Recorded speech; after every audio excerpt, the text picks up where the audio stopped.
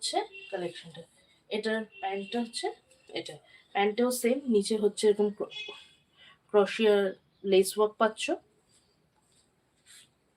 এই হচ্ছে 750। 750-তে এখন এই নবরাঙ্গা সেট কেউ মানে কেউ দেবে না 750-তে নবরাঙ্গা।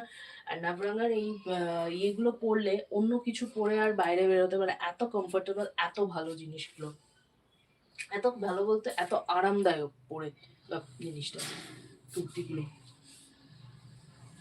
তো তোমাদের কেমন লাগলো একটু জানাও।